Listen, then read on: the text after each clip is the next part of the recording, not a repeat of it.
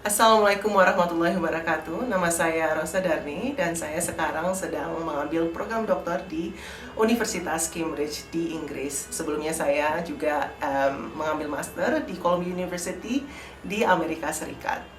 Selama saya sekolah di luar negeri, termasuk waktu saya S1 di Earlham College dan juga SMA di Singapura, saya sangat diberikan semangat dan support oleh keluarga, yaitu termasuknya dengan Profesor Dr. Dani M. Daud yang kebetulan pada hari ini akan menjadi pengisi acara dan konten video ini. Kita akan berbincang tentang masa kecil beliau, juga bagaimana pandangan dan pemikiran beliau terhadap pembangunan di Aceh. Ini adalah salah satu sesi dari beberapa sesi yang akan datang nanti, dan kita ingin juga mengundang yang menonton untuk memberikan komen dan juga masukan di post kali ini. Untuk kedepannya kita akan membuat tema dan dengan title yang beragam, tergantung dari permintaan dan juga masukan dan komen dari semua. Selamat menyaksikan. Saya namanya Rosa Darni dan saya di sini bersama dengan Profesor Dr. Darni M. Daud. Kebetulan Profesor Darni adalah ayah saya sendiri, saya anak kedua. Saya memang jarang ya kelihatan di Aceh, soalnya memang seringnya sekolah di luar. Dan selama saya sekolah juga Prof. Darni selalu mengatakan pendidikan adalah salah satu kunci keberhasilan. Kita bisa aja punya cita-cita, tapi kalau kita enggak mencobanya dan terus berjuang mendapatkan itu, kita nggak akan mencapainya. Ngomong-ngomong tentang cita-cita, apa sih yang menjadi dorongan untuk Pak Prof selama ini, mulai dari beliau dulu besarnya di Sigli dan sekolahnya juga di beberapa institusi ternama, termasuk di Australia, University of Sydney, dan dulu saya juga sempat ikut Bapak ke Oregon untuk waktu Bapak selesai PhD. Bapak mau ceritain sedikit nggak sebelum kita masuk ke pembicaraan pendidikan, mungkin apa sih yang menjadi dorongan Bapak dari pertama sekali berniat untuk masuk ke dunia pendidikan? Saya dilahir besarkan di pedesaan Aceh, tepatnya di Ulegli, Kecamatan Bandar Dua, kira-kira 4 kilo jauh lagi dari kota kecamatan. Jadi lahir di seberang sungainya, masuk Kecamatan Ulin sekarang. Kemudian menetap di sana karena almarhum bapak saya, ayah dulu sebagai seorang guru, ibu sebagai seorang ibu rumah tangga, tapi juga kedua mereka adalah petani. Jadi kehidupan saya dari sejak kecil sudah begitu menyatu dengan Aceh, dengan masyarakat Aceh, dan karena itu kehidupan penuh tantangan, masalah, kebahagiaan, saya tidak bisa memisahkan diri dengan masyarakat Aceh. Dan kunci dari semua itu saya melihat bahwa pendidikan adalah sesuatu yang amat penting. Saya sendiri melihat bagaimana anak-anak teman saya dulu, teman bapak nih ya, jadi ada yang tidak sekolah.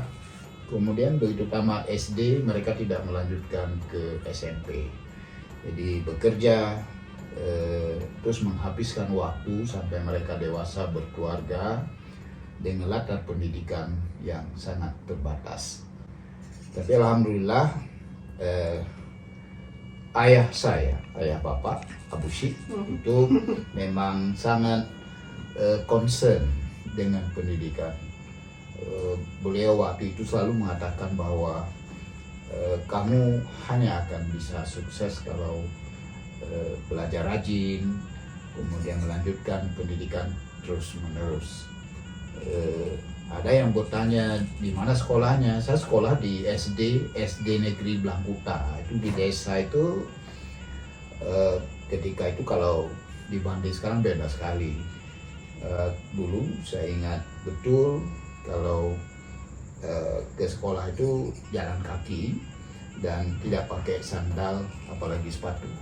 Jadi jalan kaki, dan sering juga itu kadang-kadang ke sawah dulu, mengantar sesuatu kepada Bushi dulu kerja di sawah, karena habis subuh tuh Abu udah terus ke sawah bekerja sebagai seorang petani dan juga sebagai seorang guru. Jadi makanannya ya di sawah begitu. Jadi saya mengantarnya. Jadi bisa dibayangkan bagaimana ke sekolah harus ke sawah dulu. Jadi tak mungkin ya, namanya pakai sepatu, nggak ada dalam bayangan. Rata-rata semua itu anak-anak jalan kaki saja, tidak ada sandal, tidak pakai sepatu. Itulah kehidupan hari-hari 6 tahun di SD itu, dan tentu sebelumnya juga bergaul dengan teman-teman yang semuanya serba terbatas. Jadi kalau ditanya sekarang bagaimana kehidupan sebagai seorang, ya namanya sudah mengecap pendidikan tinggi, sudah keluar negeri, memimpin universitas, ini tentu beda sekali dengan apa yang saya alami dulu, dan itu sesuatu yang sungguh luar biasa.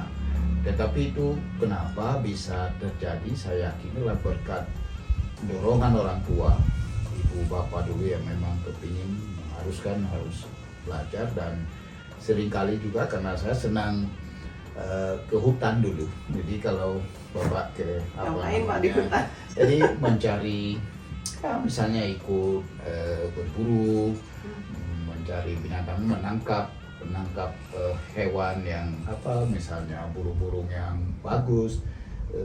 Banyak, jadi itulah kerja. Kalau kesan-pesan dari masa lalu yang Bapak bisa ingat sekarang, apa yang Bapak bisa ambil dari kisah lalu untuk yang bisa memotivasi Bapak sekarang? Apa pelajaran dari masa tersebut? Ya, ternyata bahwa masa lalu itu mengkonstruk masa kini dan masa depan kita. Kehidupan pada saat itu sangat berat. Coba bayangkan kalau misalnya dari segi membagi waktu, bangun pagi-pagi itu Bapak harus mengantarkan dulu sapi untuk penari baca. Jadi bawa dulu pagi-pagi ke sana, kemudian pulang ke rumah karena Bushi dulu jalan di belakang sambil membawa berbagai kebutuhan juga untuk di sawah dulu. Balik ke sawah, ke rumah, kemudian mengantar makanan lagi, begitulah seterusnya. Jadi yang menarik bahwa kehidupan masa lalu itu sungguh mengkonstruk suatu nilai komitmen yang Bapak begitu menyatu dengan rasa keacehan itu. Jadi karena itu begitu habis tugas di universitasnya, ada yang mengatakan dia keluar negeri saja atau bekerja di luar atau tinggal di luar Aceh. Itu tidak Bapak, tapi tinggal tetap di sini. Ini karena sudah menyatu kehidupan seperti sekarang juga itu kan sering bertani Bapak di Mencangkul, sampai sekarang masih bisa itu. Tapi dulu Bapak setelah udah kuliah di luar, bertahun-tahun di luar, sampai bawa Rosa juga, kita pulang ke Aceh, apa yang mendorong Bapak mengatakan ini adalah waktu saya untuk kembali ke Aceh? Ya, itu penelitian Bapak S1 dulu, itu English Teaching at Rural Aceh. Itu bagaimana pengajaran bahasa Inggris di pedesaan Aceh. Kenapa selalu terkait dengan pedesaan Aceh? Karena Bapak dulu melihat bahwa proses pendidikan di sekolah-sekolah di Aceh itu sangat rendah kualitasnya, mutu gurunya. Tapi itu syukur dengan itu Bapak bisa belajar, bisa melanjutkan pendidikan dan seterusnya. Kenapa itu? Karena rasa bahwa ingin membangun. Singkat cerita, ketika Rosa juga ikut bersama kakak Risa, berdua ada di foto itu ya, ketika selesai PhD ada tawaran untuk bekerja di New York, ada di Washington DC juga ada, jadi ada di lembaga UNESCO ada satu. Karena kebetulan alhamdulillah Bapak bergaul dan banyak orang, kesempatan juga terbuka di sana. Tetapi komitmennya ya Bapak harus kembali. Walaupun Rosa waktu itu nggak mau kembali, ya karena Rosa nggak mau kembali karena nggak ada apa namanya, kalau di taman-taman tuh waktu itu di Aceh apalagi, bahkan di Jakarta juga belum ada minum air apa namanya pak, di taman yang kita kan bisa minum. Oh, fountain. Iya, ya. Water fountain. Iya, water fountain. Jadi minum air itu salah satunya. Tapi kembali bahwa memang itulah suatu rasa yang betapapun menghadapi kesusahan kehidupannya sangat berat. Bapak dulu kehidupan di desa saya sangat berat, tetapi menikmati benar. Sehingga kalau sudah jadi mahasiswa, sudah jadi dosen, pulang kampung sering juga pergi ke hutan dengan teman-teman SD dulu, dan mereka rata-rata sekarang sudah jadi abusi kakek, dan mereka kepingin kapan lagi kita pergi. Jadi ya, ingin Bapak katakan bahwa Aceh ini memang masyarakat Aceh harus didekati dari proses pendidikan sehingga mereka menjadi dewasa, termasuk dalam hal membangun diri mereka sendiri. Jadi masa kecil seseorang itu sangat menentukan masa depan ketika mereka menjadi dewasa. Bapak sendiri udah lama ya berjuang kembali ke Aceh, mencoba membangun Aceh, mulai dari menjadi dekan di Fakultas Pendidikan di Universitas Syahkuala. Terus Bapak juga sempat menjadi rektor selama hampir 8 tahun. Sama masa itu apa yang Bapak pelajari dari Aceh, sosial budaya kita, dan apakah potensi kita untuk membangun Aceh di masa depan? Ya, ini sesuatu yang menarik. Bapak tidak sempat menjadi dekan, tetapi menjadi pembantu dekan, wakil dekan lah sekarang disebut. Sebenarnya mau dipilih sebagai dekan. Bapak juga dulu kan sebagai mantan ketua senat mahasiswa, ketua BEM kalau sekarang. Teman-teman banyak yang jadi dosen, mereka dorong majulah sebagai dekan. Tapi tidak cukup pangkat waktu itu. Belum pulang, ada maklum aja pangkatnya baru gelombang berapa. Tapi singkat cerita jadi pembantu dekan. Ya baru setahun sebagai pembantu dekan, tahu-tahu ya diminta rektor pada waktu itu untuk menjadi pembantu rektor. Jadi cepat sekali, biasa orang jadi dekan dulu, tapi Bapak tidak sempat. Setahun jadi pembantu dekan bidang akademik di Fakultas Keguruan dan Ilmu Pendidikan, terus diminta jadi pembantu rektor bidang akademik Universitas Syahkuala, karena syaratnya waktu itu juga ya harus menguasai bahasa Inggris yang baik. Alhamdulillah kemudian bisa membangun hubungan untuk pengembangan akademik dan seterusnya, dan alhamdulillah senat universitas mendukung itu gitu. Selama Bapak jadi rektor kan banyak itu memberi masukan ke masyarakat, bekerja sama dengan pemerintah kota, pemerintah Aceh pada umumnya. Dari pengalaman tersebut, apa yang Bapak lihat masih ada kekurangan di provinsi tercinta kita? Ya, Aceh memang harus dibangun oleh orang yang memahami dan punya hati juga untuk membawa Aceh berubah ke arah yang lebih baik. Dimanapun di seluruh dunia tidak mungkin suatu masyarakat itu dibimbing oleh orang yang kurang memadai dari segi pengetahuan juga pengalamannya. Jadi pendidikan itu modal utama. Pengalaman ketika Bapak menjadi pembantu dekan, pembantu rektor, dan rektor, kita bisa bangun kerjasama dengan pemerintah daerah di tingkat provinsi dan kabupaten kota dengan baik. Salah satu yang paling inti adalah kemampuan untuk berkomunikasi dan membuka diri. Kelihatannya di Aceh ya itu ya masih harus diperbaiki dan kurang. Begitu seseorang itu mencapai suatu titik, sudah cepat sekali puas dan merasa tidak butuh lagi orang lain. Padahal untuk suatu kemajuan baik di tingkat yang kecil sampai kepada tingkat yang besar, itu butuh kerjasama, kolaborasi dengan orang lain, dengan berbagai kalangan. Tidak ada mungkin contoh spesifik nggak Pak?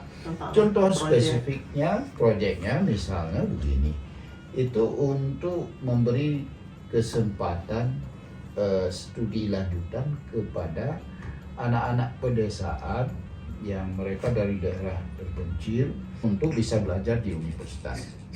Itu meyakinkan pimpinan daerah, kabupaten, kota itu tidak mudah juga. Eh, Padahal realitanya masalahnya adalah begitu seseorang menjadi sarjana, itu kalau dari daerah lain ditempatkan ke daerah jauh sana, ada saja cara mereka ingin pindah. Tapi kalau mereka berasal dari daerah mereka sendiri, mereka mau mengabdi, dan itu kita lakukan. Alhamdulillah berhasil, berapa ribu sarjana dalam berbagai bidang, menjadi guru, menjadi dokter. Nah, itu yang kita lakukan. Makanya banyak dokter sekarang di desa-desa daerah itu ya, mereka mau mengabdi di sana karena memang kampung halamannya. Jadi ada semacam rasa memiliki, sense of belonging mereka untuk berbuat yang terbaik bagi masyarakatnya. Kemudian hubungan keluar juga begitu. Jadi perlu kita bangun sinergi ini. Pada satu sisi dengan daerah-daerah itu, dengan berbagai kalangan, ini harus dikembangkan, bukan semua sama. Misalnya di fakultas ada, bukan harus sama semua. Keunggulan-keunggulan itu harus kita kembangkan. Di daerah, kabupaten, kota di Aceh juga seperti itu. Jadi seharusnya pusat keunggulan yang ada itu yang dipacu, didorong, tapi itu tidak mungkin dikerjakan oleh pemimpin atau orang yang tidak mempunyai pendidikan yang memadai untuk itu. Karena bagaimanapun pendidikan yang memadai, pengalaman dan seterusnya itu sektor sentral untuk memungkinkan kepemimpinan pembaharuan suatu masyarakat bisa berlangsung. Gitu. Mungkin kita dalami sedikit kompleksitas permasalahan di Aceh. Kalau misalnya Bapak mengatakan ini ada caranya, tapi kan sebelumnya sudah banyak pemimpin-pemimpin yang udah mencoba membuat sebuah perubahan.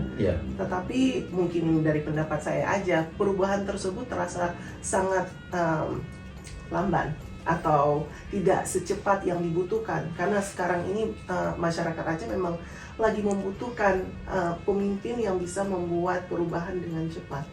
Betul, itulah kalau Bapak lihat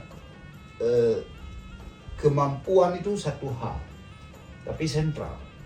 Tapi itu tidak cukup. Keberanian untuk berbuat juga penting. Kemudian bisa membangun komunikasi sambung rasa dengan masyarakat juga tidak kalah penting.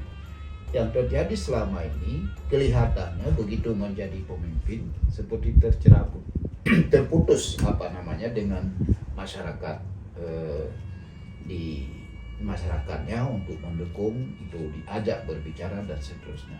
Jadi sepertinya pemimpin itu jalan sendiri, tidak ada merasa juga sudah cukup, tidak perlu lagi kerjasama dengan orang lain. Kok bisa seperti itu ya Pak? Ya inilah karena bagaimanapun itu wawasan, kemampuan, makanya pendidikan itu. Jadi kalau orang tidak cukup memadai, punya kemampuan, itu tidak mungkin diharapkan untuk berbuat banyak. Dalam Al-Quran aja kan dikatakan bahwa kita itu harus bisa berpikir, dan pemimpin itu harus bisa membawa perubahan dengan pikirannya, dengan kepemimpinannya dan seterusnya itu.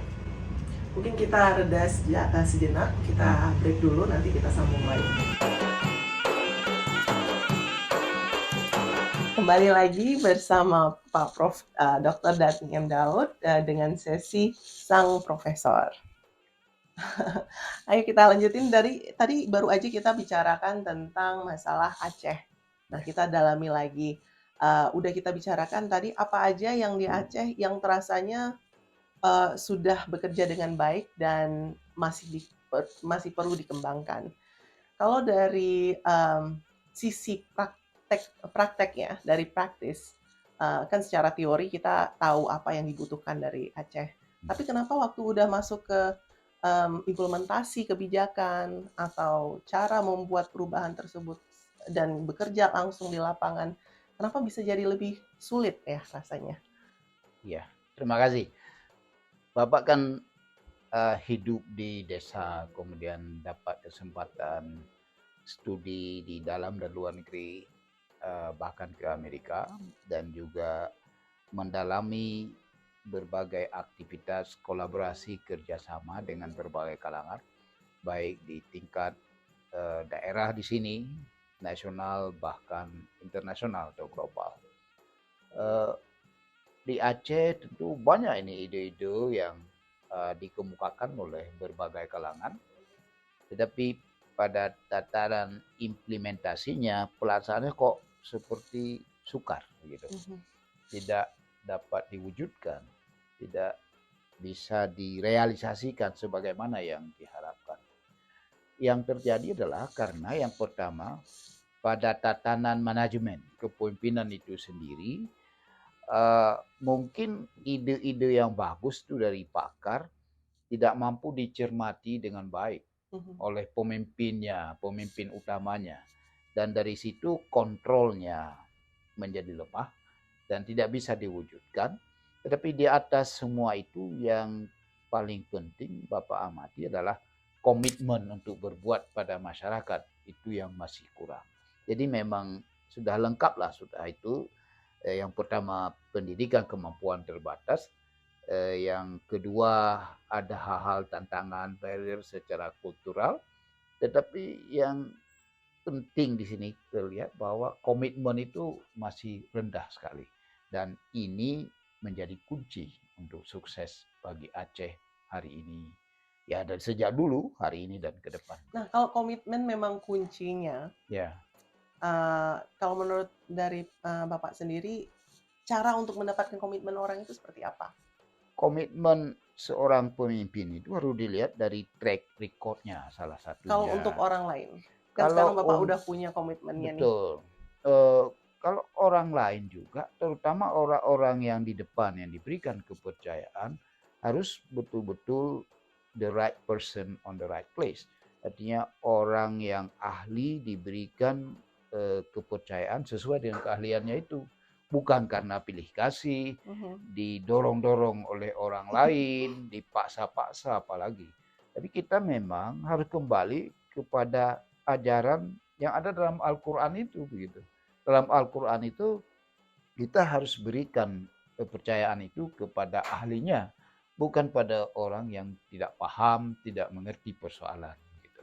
Ya. How do you know that is the right person? Karena kan ahli banyak. Kalau kita bicara tentang ahli, dalam 1 tahun aja tamatan yang sarjana engineering, teknik itu ribuan. Ya, betul. Bagaimana Bapak bisa melihat, oh ini ahlinya memang benar-benar dia pintar di bagian ini dan dia lebih dari orang lain? Yang mungkin orang juga tidak cukup paham. Mencari, melacak orang ahli juga harus mempekerjakan para ahli. Jadi ini selama ini sering dicari orang ahli, yang mencari itu orang tidak tahu apa itu, tidak paham itu apa. Jadi pada akhirnya pemimpin itu orang yang di depan itu harus paham. Jadi kalau orang tidak ahli, tidak punya skill, tak mungkin dia mencari orang ahli karena dia tidak tahu siapa, bagaimana orang ahli itu. Jadi untuk Aceh itu penting. Dan kembali lagi seperti yang Bapak katakan tadi, bahwa dunia pendidikan kita itu harus mencetak orang-orang yang ahli sesuai dengan kebutuhan kita itu, terutama untuk membangun Aceh, tapi juga untuk membangun negara dan bangsa ini secara nasional, tapi juga harus mampu menciptakan orang-orang yang bisa membangun kolaborasi pada tingkat internasional atau global. Ini suatu kebutuhan yang nyata, tidak mungkin dinegasikan, tidak mungkin diabaikan. Jadi Bapak lihat ada pemimpin kepala daerah di Aceh mereka, wah kita tidak perlu kerja sama orang lain, kita uang sudah banyak. Apanya yang banyak? Saya tahu bahwa di Amerika itu uang mereka banyak, tapi kerjasama juga ke Afrika, ke negara-negara miskin, kemana-mana. Kita baru ada sedikit, ya udah merasa diri sudah cukup baik. Tidak, belum ada apa-apa itu. Jadi faktor itu sangat menentukan tadi ya, latar belakang pemimpin, pendidikannya, komitmennya, dan juga harus mempekerja orang-orang yang mampu. Sebab kalau dipekerjakan orang-orang yang mampu, juga nanti manfaatnya bagi orang-orang yang mungkin masih terbatas dari segi lapangan kerja, mereka belum ada. Jadi kalau dipekerjakan orang tidak mampu, pada ujungnya ya mereka tidak bisa berpikir untuk jangkauan yang lebih luas. Artinya hanya untuk sempit, untuk kebutuhan dirinya itu begitu. Ya, ini. Wah, itu banyak banget yang Ya, bisa kita renungi dan kita coba mengerti bersama. Tapi yang ya, namanya mampu, ya, kemampuan itu adalah kata yang sangat besar. It's a ya, very wide ya, concept. ya, Mampu dalam hal memanage diri sendiri, mempunyai karakter, ya. tapi juga mengerti bagaimana melakukan sesuatu dengan resource atau Hmm, dengan resource yang sedikit. Karena ya, kan kita bisa tahu untuk mengerjakan sesuatu, membuat program, banyak dana yang dibutuhkan, banyak ya, funding. ya. Tapi bagaimana kita bisa melakukan lebih banyak dengan resource yang lebih sedikit? Itu kuncinya. Kalau orang tidak mampu atau kemampuan pas-pasan begitu, eh, biasanya berpikir mana dana dulu gitu. Kalau udah ada baru bisa, padahal bukan begitu. Program yang bagus, kemudian dana menyusul, bisa dicari dari berbagai sumber. Dengan begitu, itu bisa terukur. Kalau umpama yang mau dicapai ini, mungkin tidak harus ada dana dalam bentuk cash yang tersedia, tapi bisa membangun kerjasama dengan yang lain. Dan di sini dibutuhkan kemampuan intelektual seorang pemimpin, kemampuan manajemen, kemampuan kolaborasi, kemampuan negosiasi, dan seterusnya. Ini tidak mungkin kalau orang tidak mempunyai kapasitas, tidak mempekerjakan para ahli, atau digunakan para ahli untuk menulis saja, setelah selesai itu sudah dibiarkan. Tidak begitu. Bahwa Aceh butuh orang-orang yang bisa membangun secara lebih berharkat dan bermartabat. Gitu. Mungkin akan lebih mudah kalau kita ada contoh sedikit dari Ya, Bapak ya. ya. What does it mean menggunakan resource, what's resource? Ya, sumber daya. Sumber. Apa Ya, contoh yang udah Bapak pernah kerjakan di mana sumber dayanya sangat minim, ya. tapi hasilnya sangat besar? Misalnya dulu yang Bapak juga beda dengan pada sebut nama gubernurnya dulu. Jadi di konsep pemerintahan itu mereka menghabiskan dana terus untuk berikan beasiswa kepada siapa saja yang penting berangkat. Tidak begitu. Bapak dulu berpikir bahwa beasiswa itu penting. Dana itu bisa dia untuk dana pendidikan tapi jangan dihabiskan terus begitu. Tetapi bagaimana kita bisa mencari sumber beasiswa yang ada di tingkat Universitas Syahkola. Dulu Bapak lakukan misalnya ketika berkunjung ke berbagai universitas di seluruh dunia, rekan tak usah Anda pikir banyak, berikan saja 2 beasiswa untuk Universitas Syahkola. Sini 2, di situ 2, kalau ada 100 dan 200. Kalau ada 200 universitas udah 400. Tapi rata-rata memberikan 5, ada yang 7, 10. Malah di Inggris waktu itu udah kerjasama, mereka mengatakan oke kami menyediakan 75 beasiswa untuk sehingga dosen Universitas Syah Kuala tidak ini, sehingga kita ajak IAIN Araniri waktu itu dan juga universitas lain bahkan swasta. Prosesnya itu gimana Pak? Prosesnya itu kita harus bangun komunikasi, harus kita surati, harus kita presentasi. Kalau umpamanya kita katakan bahwa Aceh harus dibangun dengan pendekatan yang memadai, tentu oleh orang yang memadai. Kalau tidak ada orang, bagaimana? Kalau umpamanya ini bisa dilakukan, manfaatnya bukan hanya untuk kita, tapi juga untuk mereka. Jadi kan mereka merasakan, wow inilah yang mereka harapkan. Dan kita harus bisa meyakinkan itu. Tapi kemampuan tadi untuk meyakinkan itu, itulah kemampuan komunikasi, negosiasi, memberikan keyakinan kepada pihak lain. Dan juga kita harus terbuka, tidak berpikir bahwa kita ini sudah menguasai semua, sudah hebat sekali. Tidak, kita belum ada apa-apanya. Jadi dengan terbuka, humble yang seperti itu ya, kita bisa menjadi lebih baik.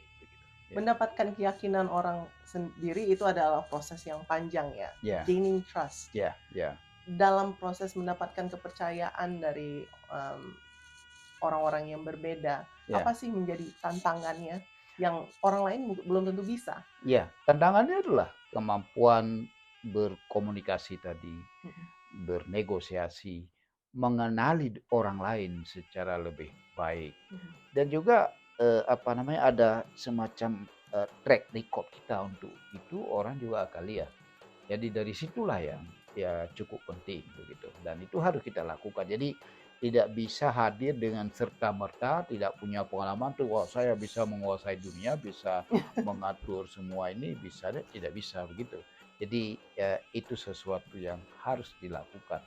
Karena itu Bapak katakan bahwa Aceh ini membutuhkan figur pemimpin yang memang punya, ya yang pertama kapasitas, ya yang kedua komitmen untuk itu. Sebab banyak juga orang mampu, mereka lari keluar ketika tidak siap menghadapi, tidak siap berada di tengah-tengah masyarakat. Kita harus bisa seperti itu. Nah, itu. Nah, sekarang kita coba lihat di Aceh ya, Ya, pada at the moment. Kita kan tadi udah ngomongin the past, ya, kita sekarang lagi menggali the present. ya. Banyak sekali orang yang mengatakan, wah kenapa saya harus memilih pemimpin, nanti ujung-ujungnya juga sama aja, nggak ada gunanya untuk saya. Itulah pemahaman, karena masyarakat kita juga harus diberikan pendidikan yang memadai. Selama ini mereka sudah sering Pendidikan apa tertipu. khususnya tuh Pak? Pendidikan di dalam pengertian yaitu untuk memahami pentingnya kepemimpinan ini dalam masyarakat. Jadi kenapa itu tidak ada lagi, trust dari masyarakat tidak ada, karena mereka sudah atau ditipu berkali-kali. Hanya 5 tahun sekali datang, wah pilih saya dan seterusnya. Setelah itu ditipu lagi begitu. Jadi ini apa namanya, hal yang eh, perlu menjadi perhatian kita. Ya. Tadi kita sudah bicarakan sedikit tentang Aceh, tapi kita mau gali lebih dalam ini tentang kehidupan anak muda. Bagaimana kita bisa semakin memberikan support kepada milenial dan kaum muda di Aceh pada umumnya. Bapak selalu mengatakan bahwa pendidikan itu kunci. Pendidikan bagi generasi muda itu sangat penting, yang sekarang disebut bagi kaum milenial itu, karena yang memiliki masa depan itu bukan generasi Bapak sekarang, generasi yang sudah berumur, tapi generasi yang masih muda, generasi milenial yang umur sekarang baru 20-an, 30-an, agar supaya ke depan lebih baik.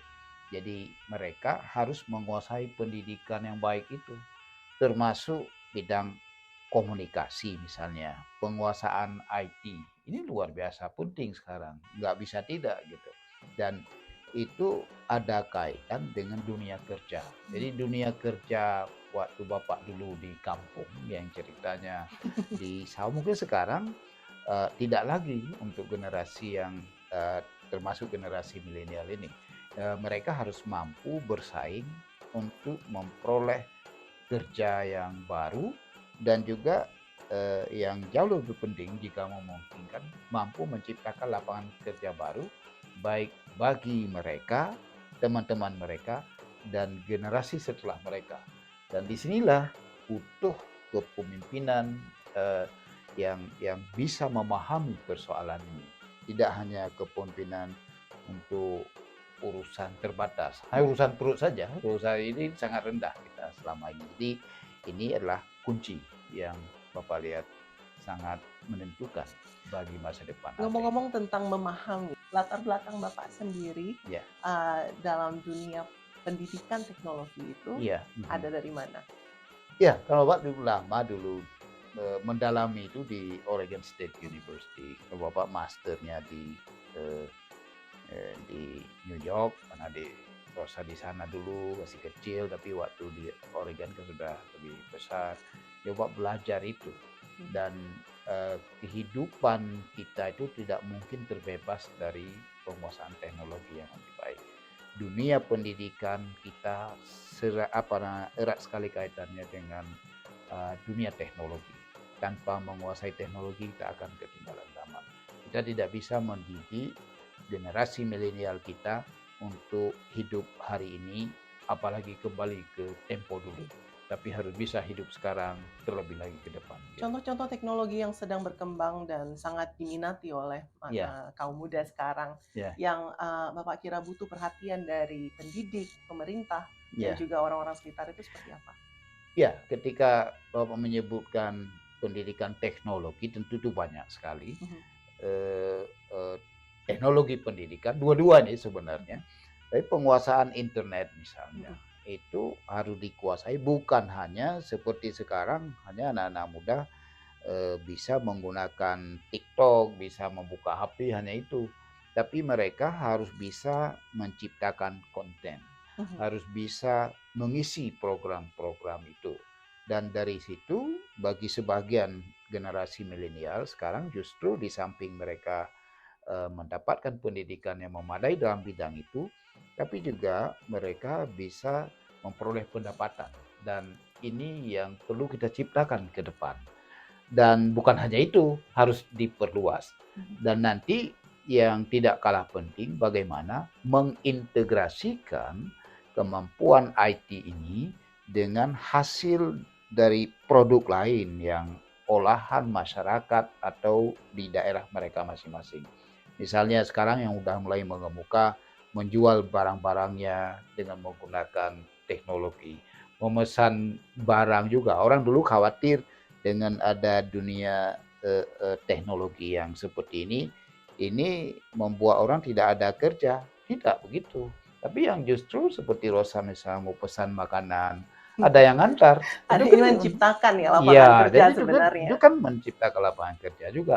Jadi hal-hal yang seperti itu harus bisa diciptakan di Aceh. Kalau tidak, Aceh akan tetap sebagai provinsi termiskin. Coba bayangkan Aceh dulu terkaya, sekarang menjadi termiskin. Ini sungguh sangat miris. Berarti menurut Bapak ini adalah area yang bisa kita benar-benar manfaatkan ya. Benar, Karena ya. bukan hanya udah tercipta, kalau tercipta udah ada yang namanya Grab di sini, Gojek. Ya, ya. Udah ada teknologi yang bisa kita gunakan. Kita punya akses ke semua sosial media. Ya. Bahkan Aceh salah satu yang paling besar menggunakan sosial media di Indonesia. Ya. Tapi bagaimana kita bisa lebih mensupport mereka mendapatkan lapangan kerja ini. Yeah. Bukan hanya menciptakan, tapi menggunakan resource atau teknologi yang sudah ada, tapi mendapatkan pendapatan seperti yang Bapak bilang tadi. Ya, itulah ketika kita bicara teknologi, penguasaan teknologi bagi generasi milenial, itu bukan hanya untuk sekarang, tapi juga untuk ke depan. Dan ini harus direncanakan sedemikian rupa. Tanpa perencanaan yang memadai, yang visioner, maka yang dirancangnya untuk tujuan jangka pendek, hanya pelatihan begitu-begitu saja. Tapi di Aceh ini dibutuhkan perencanaan yang cukup baik. Misalnya dulu kita lihat nih, Bapeda, itu kan Aceh Development Board dulu namanya. Jadi lembaga untuk membangun Aceh, luar biasa, malah secara nasional diambil dari Aceh. Tapi sekarang sepertinya kenapa ini kurang, tidak bisa diwujudkan dalam tata realita karena orang-orangnya tadi itu bukan yang mampu punya keahlian untuk itu, begitu. Berarti bentuk supportnya itu seperti pembuatan sebuah program jangka panjang. Program mulai jangka pendek, crash program, kemudian jangka menengah, dan juga jangka panjang. Dan lembaga seperti yang dekat rumah kita ini harus kita berdayakan, kita perkuat, dan itu sangat bagus sebenarnya untuk menciptakan lapangan pekerjaan yang baru bagi generasi milenial. Tentu tidak semua mereka menjadi sarjana, menjadi orang yang apa, tapi pada tingkat menengah dan tingkat bawah pun mereka bisa terlibat. Dan ini luar biasa. Dan jangan berpikir, dan orang Aceh seringkali terperangkap dengan jalan pikiran selama ini, mereka hanya ketika bicara pembangunan proyek-proyek yang besar, cuma tidak membangun manusianya. Dan bagi Aceh, membangun manusia yang mampu mencerap dan memahami dan mencerap masa depan yang lebih baik dan bisa berbuat yang lebih bermanfaat, ini cukup sentral. Jika tidak, Aceh akan terus terkebelakang. Wah, berarti banyak sekali manfaat dari mindset yang benar dan mindset yang sama dengan orang lain. Tapi bagaimana kita bisa menyemangatkan orang untuk berkomitmen, untuk memberikan waktu ikut training, memberikan waktu untuk mencoba membangun diri dan kualitas hidup mereka sendiri. Inilah yang harus kita libatkan semua lini masyarakat. Para ulama juga sebenarnya itu kan tokoh pendidik juga mereka. Jadi mereka harus dilibatkan. Jadi tidak masing-masing jalan sendiri. Faktor pemerintahan yang visioner seperti ini penting agar supaya bisa mensinergikan semua modalitas masyarakat yang ada ini, semua kekuatan yang ada, dan itu sangat penting. Begitu. Wah, terima kasih sekali Pak atas waktunya. Dan ini bukan satu-satunya sesi yang kita akan buat. Pak Prof juga ingin menggunakan kesempatan ini untuk lebih men-sharing ilmu, memberikan masukan dan juga berdialog dengan yang lain. Mungkin bukan saya aja yang menjadi host, lain kali ada juga teman-teman yang lain yang akan juga mencoba mendapatkan sedikit pemikiran dari Pak Prof. Terima kasih untuk waktunya. Mungkin kita tutup sampai di sini.